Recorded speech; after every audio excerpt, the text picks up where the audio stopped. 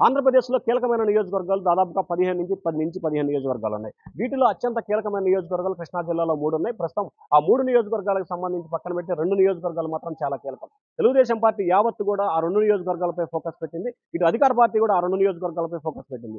ఉమ్మడి కృష్ణా జిల్లాకు సంబంధించి 2 కీలకమైన నియోజకవర్గాలు, ఒకటి గన్నవరం, 2 గుడివాడ. ఈ 2 నియోజకవర్గాలకు సంబంధించి కూడా గతంలో తెలుగుదేశం పార్టీ నుంచి వైఎస్ఆర్‌సీపీలోకి వెళ్ళిన ఇద్దరు నేతలు, వారిద్దరూ కూడా చంద్రబాబుపై, లోకేష్‌పై భువనేశ్వర్ తీవ్ర స్థాయిలో విమర్శల వర్షాన్ని కూడా గుప్పించారు.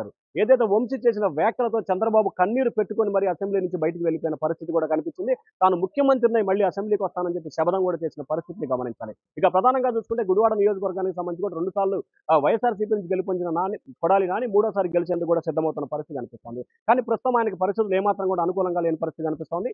పోలింగ్ ప్రక్రియకి సంబంధించి కూడా ఆయన మధ్యాహ్నం 4 గంటల వరకు కూడా బయటికి రాని పరిస్థితిని ప్రధానంగా చర్చించాలి. ఏదైతే వైఎస్ఆర్‌సీపీకి సంబంధించిన నేతలు, కార్యకర్తలకి నాని ఏమాత్రం కూడా అందుబాటులో ఉండడు.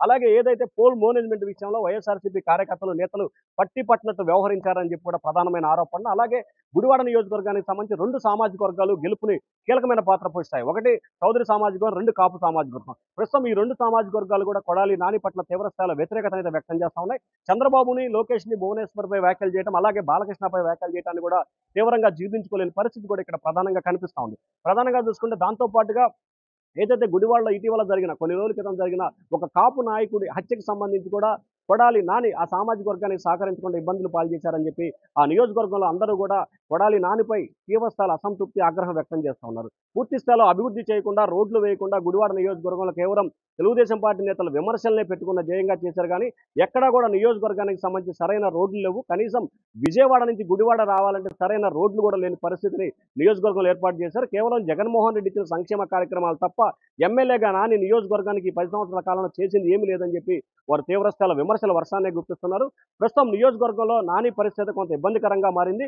అలాగే వెనుగండ్ల రామయ్య మాత్రం నియోజకవర్గంలో దాదాపుగా 6 నెలల కాలంగా ప్రతి ఒక్క కార్యకర్తని, నాయకుడిని, అభిమానిని, అలాగే ప్రతి ఒక్క ఓటర్ని వ్యక్తిగతంగా కలుస్తూ కూడా ఆయన తమ వైపు తిప్పుకునే ప్రయత్నం చేశారు. ఒక దశలో గుడివాడ నానికి సంబంధించి కూడా పోటీ చేయను అని కూడా ప్రచారం జరిగిన స్థాయికి వెనుగండ్ల రాము తీసుకెళ్లిన పరిస్థితి కనిపిస్తా ఉంది. జూన్ 4వ తేదీన రాబోతున్న ఎన్నికల ఫలితాల్లో కొడాలి నానికి కొంత ఇబ్బందికర పరిస్థితులు ఏర్పడే అవకాశాలు అయితే కనిపిస్తున్నట్లు కూడా ఆ నియోజకవర్గంలో వైఎస్ఆర్‌సీపీ నేతలు, పరిశీలకులైతే కొంత ఆశాభావాన్ని అయితే వ్యక్తం చేస్తున్న పరిస్థితి అయితే కనిపిస్తా ఉంది. ఇక గన్నవరం నియోజకవర్గానికి సంబంధించి చూసుకుంటే కనుక గన్నవరం నియోజకవర్గంలో ప్రస్తుతం వీరిద్దరు కూడా చాలా మిత్రులు, క్లోజ్ సర్కిల్. ఇద్దరు కూడా జూనియర్ ఎన్టీఆర్‌కి సంబంధించి కూడా చేదోడు వాదోడుగా ఉన్న నేతలు వంశీ అలాగే నాని.